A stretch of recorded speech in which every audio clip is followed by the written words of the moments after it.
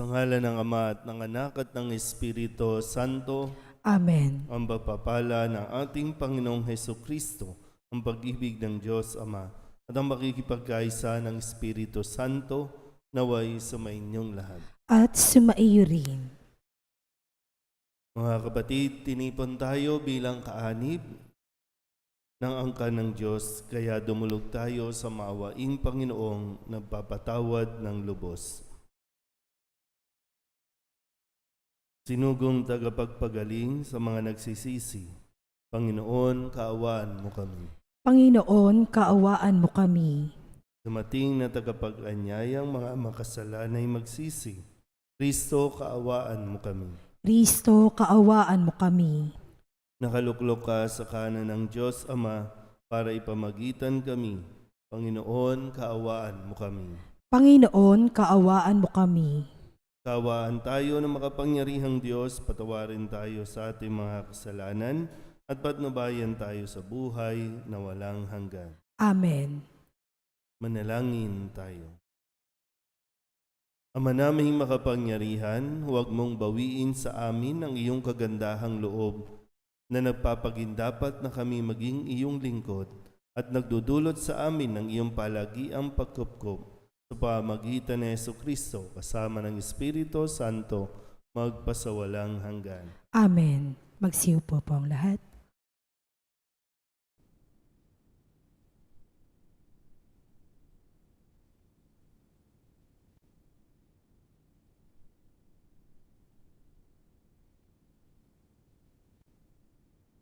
Pagbasa mula sa aklat ni Propeta Daniel. Noong mga araw na iyon, tumindig si Azarias at dumalangin, alang-alang sa iyong karangalan. Huwag mo kaming itakwil habang panahon. Huwag mong putulin ang iyong tipan sa amin.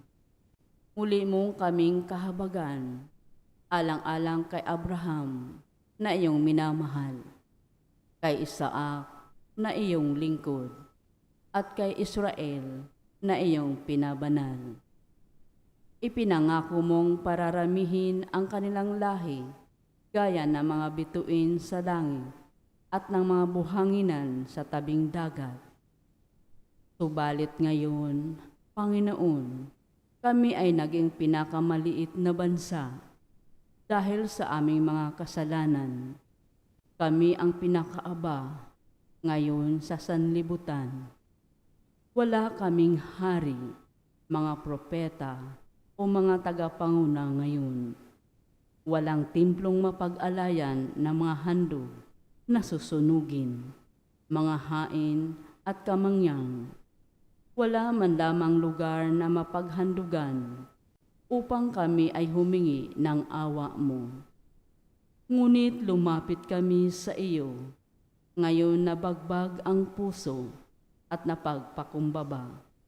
Tanggapin mo na kami na parang may dalang mga baka, mga guya at libu-libong matatabang tupa na susunugin bilang handog sa iyong harapan. Tanggapin mo ang aming pagsisisi bilang handog upang kami matutong sumunod sa iyo ng buong puso. Walang nagtiwala sa iyo na nabigo. Simula ngayon, buong puso kaming susunod sa iyo, sasamba at magpupuri sa iyo. Huwag mo kaming biguin, yamang ikaw ay maamo at mapagkalinga. Kahabagan mo kami at sakluluhan. Muli mong iparanas sa amin ang iyong kahangahangang pagliligtas. At sa gayoy, muling dakilain ang iyong pangalan.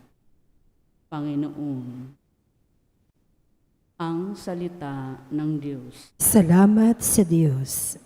Salmon tugunan ang ating pong itutugon. Poon iyong gunitain ang pag-ibig mo sa amin. Ulitin po natin. Poon iyong gunitain ang pag-ibig mo sa amin. Ang kalooban mo'y ituro, O Diyos. Ituro mo sana sa aba mong lingkod. Ayon sa matuwid, ako ay turuan.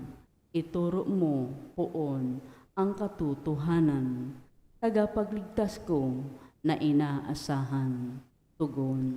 Poon iyong gunitain ang pag-ibig mo sa amin. Poon gunitain pag-ibig mong wagas at ang kabutihan noon pa'y nahayag. Pagkat pag-ibig mo'y hindi nagmamaliw, ako sana poon ay alalahanin. Tugon. Poon iyong gunitain ang pag-ibig mo sa amin. Mabuti ang poon at makatarungan sa mga salari, guro at patnubay. Sa mababang loob, siya yaong gabay at nagtuturo ng kanyang kalooban. Tugon. Poon iyong gunitain ang pag-ibig mo sa amin. Magsitayo po ang lahat.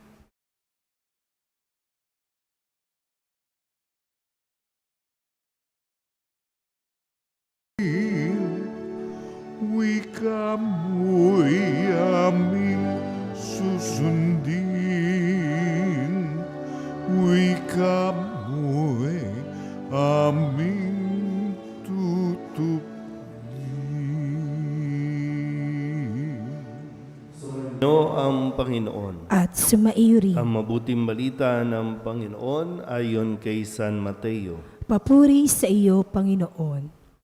Noong panahong iyon, lumapit si Pedro at nagtanong kay Jesus, Panginoon, makailan kong patatawarin ang aking kapatid na paulit-ulit na nagkakasala sa akin? Makapito po ba? Sinagot siya ni Jesus, hindi ko sinasabing makapito, kundi 70 ulit pa nito.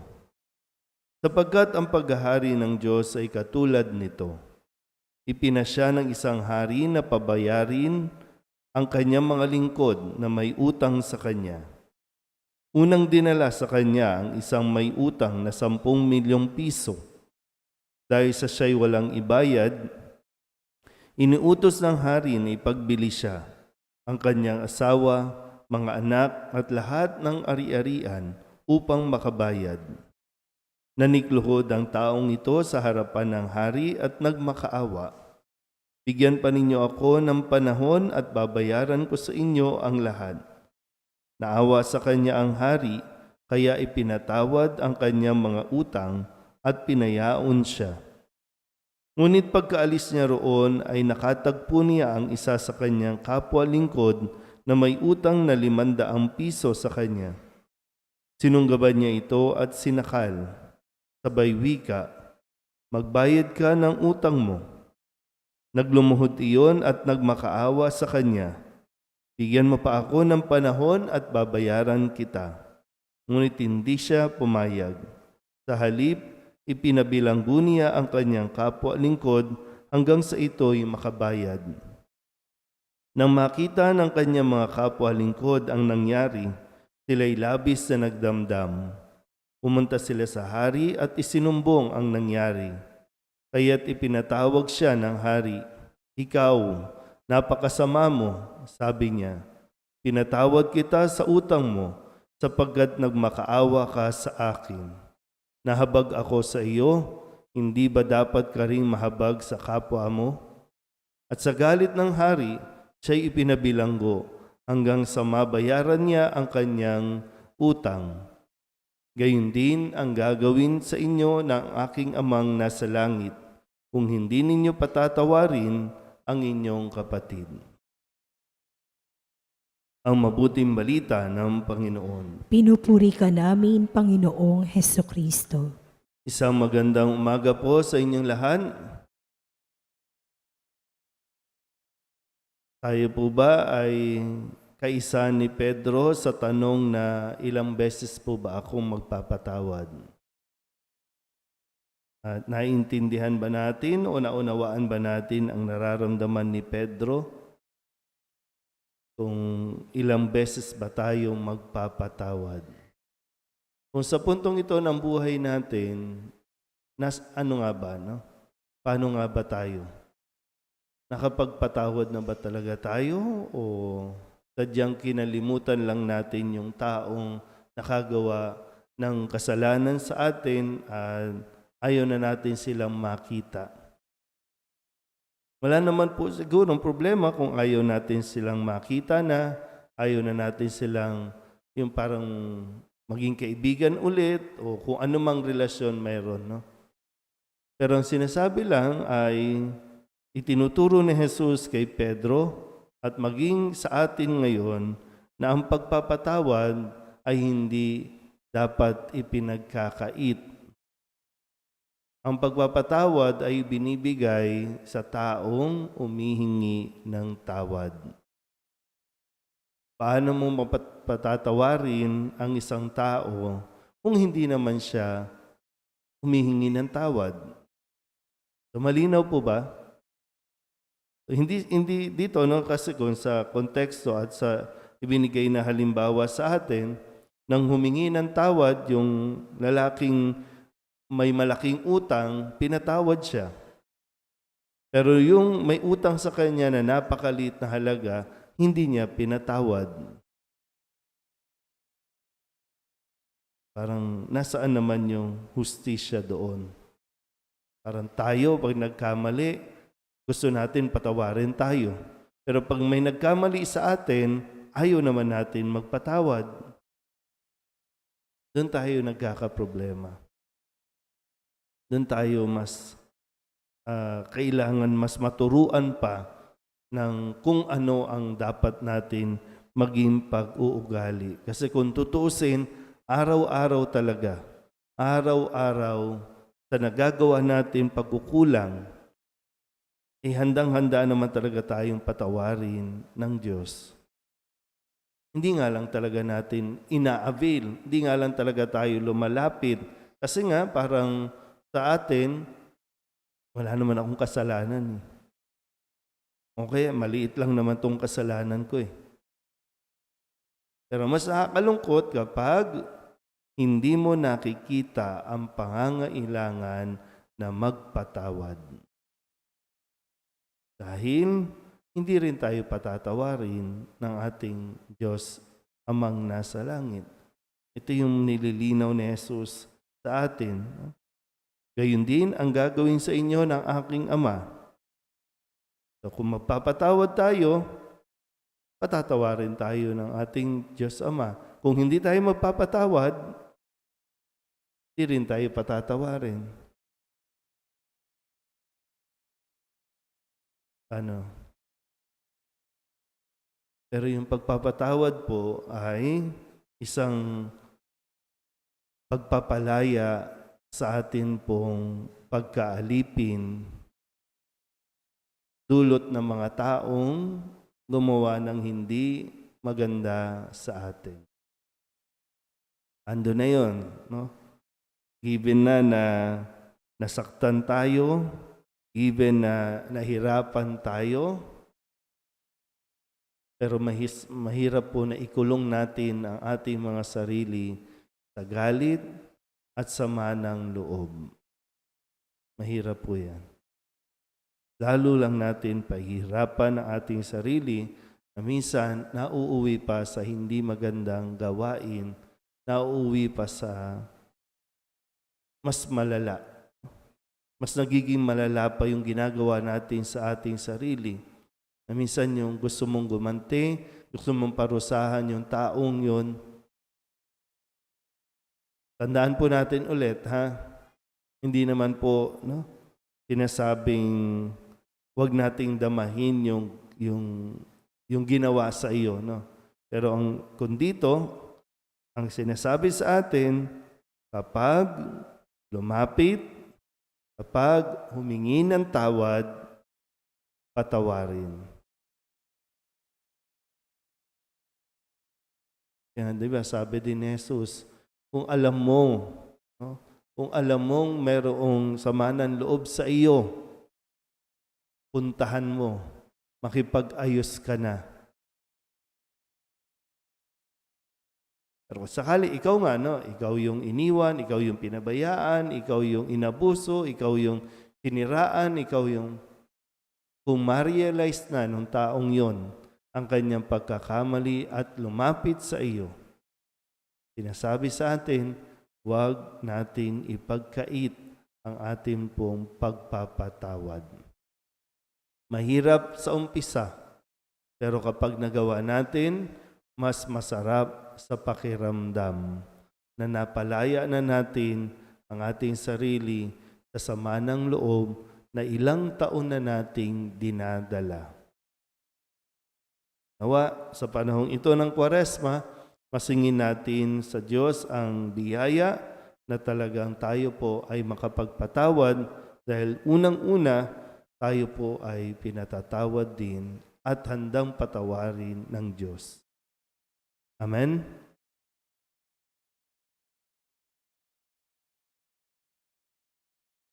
Manalangin tayo sa Diyos upang tayo ang kanyang bayang nakararanas ng kanyang pagpapatawad ay maghatid ng kagalakan ng pagkakasundo sa mundo. Ang ating pong itutugon, Panginoon, dinggin mo ang aming panalangin. Panginoon, dinggin mo ang aming panalangin.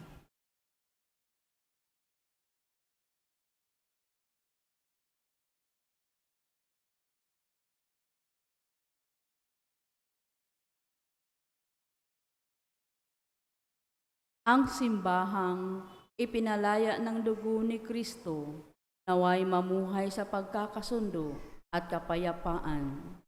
Manalangin tayo sa Panginoon. Panginoon, dinggin mo ang aming panalangin. Ang simbahang Kristiyano, naway mapagsama sa ilalim ng nag-iisang ibanghilyo ng pag-ibig. Manalangin tayo sa Panginoon. Panginoon, dinggin mo ang aming panalangin. Ang mga mag-asawa, naway matutong magpatawad at umunawa sa isa't isa. Manalangin tayo sa Panginoon. Panginoon, dinggin mo ang aming panalangin. Ating lahat nawang matutuhan ang habag ni Jesus upang tayo ay makapagpatawad sa isa't isa mula sa puso. Manalangin tayo sa Panginoon. Panginoon, dinggin mo ang aming panalangin. Ang mga yumaong tapat sa Panginoon, naway magtamasa ng kapayapaan sa kaharian ng Diyos. Manalangin tayo sa Panginoon. Panginoon, dinggin mo ang aming panalangin. Idulog din natin sa Panginoon ang ating mga personal na kahilingan at mga panalangin para sa ating mga pamilya, kasama ang mga kahilingan ng mga nanonood sa online. Lahat ng mga misang pasasalamat, special na intensyon at mga kaluluwa na inihiling na ipagdasal sa misang ito.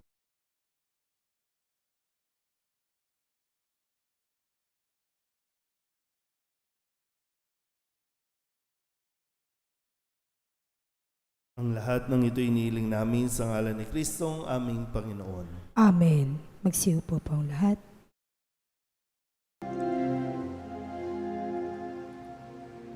Buksan ng aming puso, turuan mong mag-alam sa bawat pagkukuro,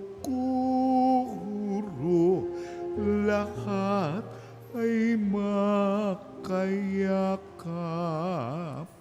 Buksan ng aming isip, sikatan ng liwanag ng kusang matang kikilig, tungkuling nabanag. Buksan ng aming palad, sarili maialay. Tulungan mong ihahanap kami ng bagong malay.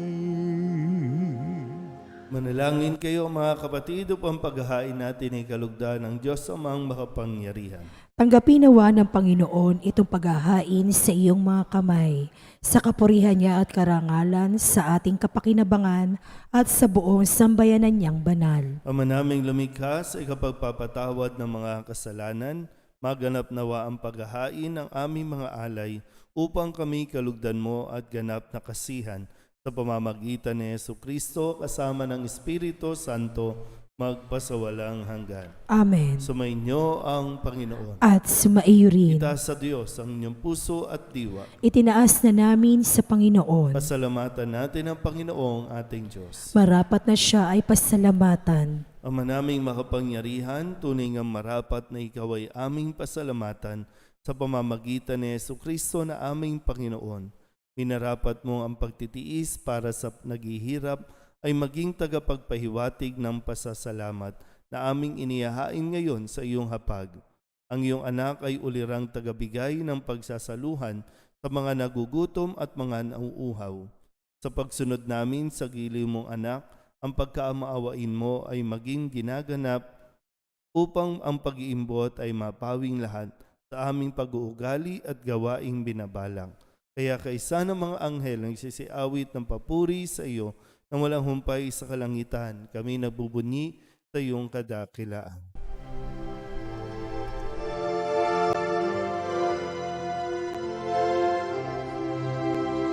Santo, Santo, Santo, Panginoong Diyos makapangyarihan, napupuno ang langit at lupa ng kalwalhatian mo. Hosana sa kaitaasan, pinagpalang na paririto sa ngalan ng Panginoon. Hosana sa kaitaasan.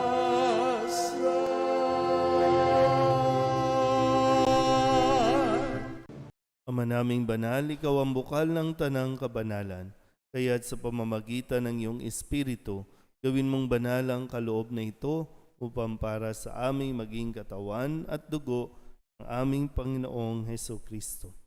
Bago niya pinagtiis ang kusang loob na maging handog, hinawakan niya ang tinapay, inasalamatan kaniya, minagati-hati niya iyon, iniabot sa kanyang mga alagad at sinabi, tanggapin ninyong lahat ito at kanin, ito ang aking katawan na ihahandog para sa inyo.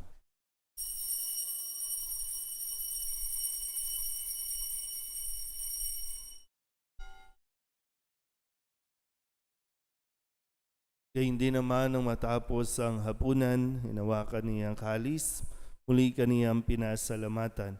Iniabot niya ang kalis sa kanyang mga alagad at sinabing, tanggapin ninyong lahat ito at inumin. Ito ang kalis ng aking dugo, ng bago at walang hanggang tipan. Ang aking dugo na ibubuhos para sa inyo at para sa lahat sa kapagpapatawad ng mga kasalanan. Gawin ninyo ito sa pag-alaala sa akin.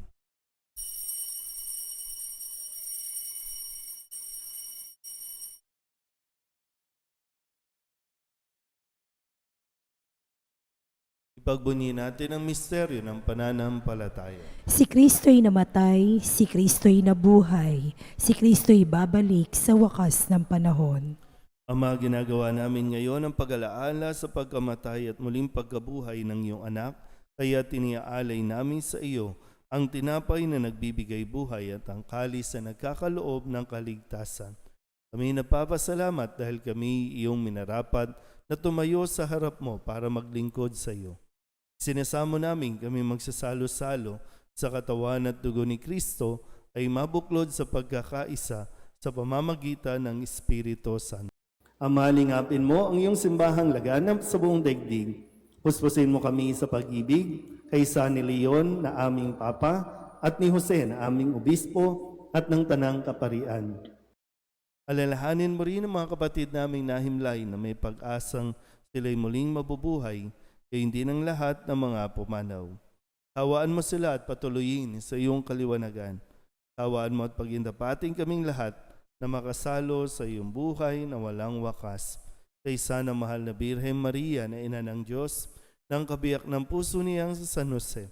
Kaysa ng mga apostol at ng lahat ng mga banal na namuhay dito sa daigdig na kalugod-lugod sa iyo, may pagdiwang nawa namin ang papupuri sa ikararangal mo sa pamamagitan ng iyong anak na aming Panginoong Heso Kristo. Sa pamamagitan ni Kristo, kasama niya at sa Kanya, ang lahat ng parangal at papuri ay sa iyo, Diyos amang makapangyarihan, kasama ng Espiritu Santo, magpasawalang hanggan. Amen. Amen. Amen.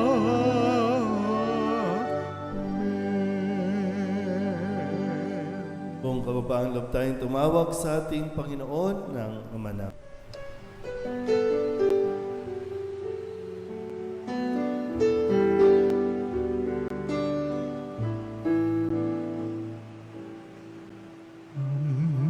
Namin sumasalang ka, sambahin ang ngalan mo, mapasamin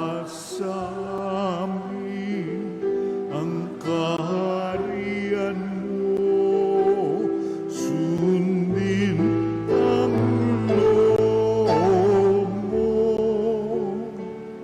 Dito sa lupa para nang sa langit, bigyan mo po kami ngayon ng aming kakanin sa araw-araw at patawarin mo kami sa aming mga sala para ng pagpapatawan namin sa nagkakasala sa amin, at huwag mo kaming ibang dulot sa tukso, at yadya mo kami sa lahat ng masama. Hinihiling namin kami iadya sa lahat ng masama, pagkalooban ng kapayapaan araw-araw, iligtas sa kasalanan at ilayo sa lahat ng kapahamakan, samantalang aming pinananabikan ang dakilang araw ng pagpapahayag ng tagapagligtas naming si Hesu Kristo. Sapagkat iyo ang kaharian at ang kapangyarihan at ang kapurihan magpakailanman. Amen. Panginoong Hesu Kristo, sinabi mo sa iyong mga apostol, kapayapaan ang iniiwan ko sa inyo, aking kapayapaan ang binibigay ko sa inyo. Tunghen mo ang aming pananampalataya at huwag ang aming mga pagkakasala. Pagkalooban mo kami ng kapayapaan at pagkakaisa ayon sa iyong kalooban, kasama ng Espiritu Santo, magpasawalang hanggan. Amen. Ang kapayapaan ng Panginoon ay laging sumainyo. At sumaiyo rin. Magbigayan po tayo ng kapayapaan sa isa't isa.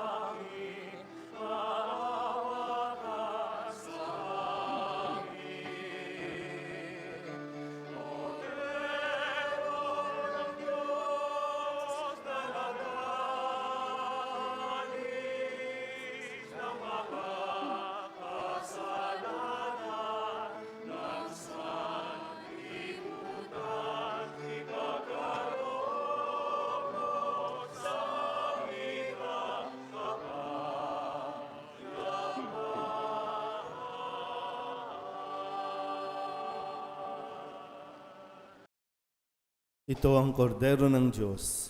Ito ang nag-aalis ng kasalanan ng sanlibutan. Mapalad ang mga inaanyayahan sa kanyang piging. Panginoon, hindi ako karapat-dapat na magpatuloy sa iyo, ngunit sa isang salita mo lamang ay gagaling na ako. Katawan ni Kristo, Amen.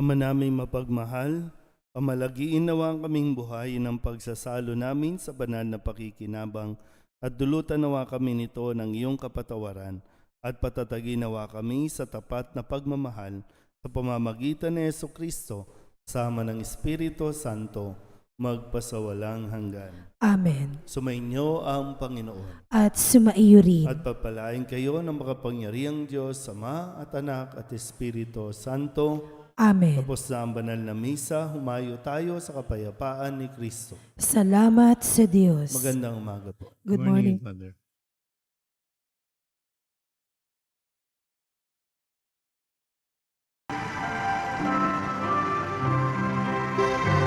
Nuestro Padre Jesus Nazareno, sinasamba ka namin, pinipintungo ka namin, aral mo ang aming buhay at kaligtasan. Nuestro Padre Jesus Nazareno, iligtas mo kami sa kasalanan. Ang krus mong kinamatayan ay sagisag ng aming kaligtasan. Nuestro Padre Jesus Nazareno, dinarangal ka na amin. Nuestro Padre Jesus Nazareno, nilulwalhati ka namin. Nuestro Padre Jesus Nazareno, dinarangal ka na amin.